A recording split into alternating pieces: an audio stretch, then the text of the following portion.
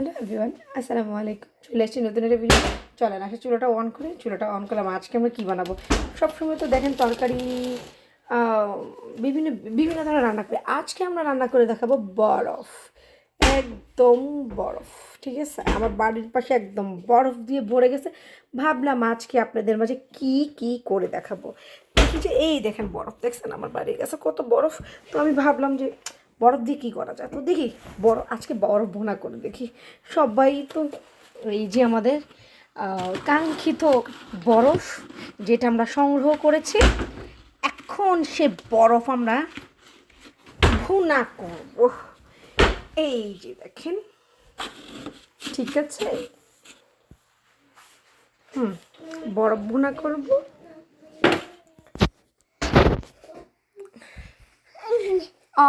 একটু পরে এই বরফ ভুনা হয়ে গেলে সবাইকে আমরা দেখিয়ে দিব এখন বরফটা কী অবস্থা আছে। ওকে।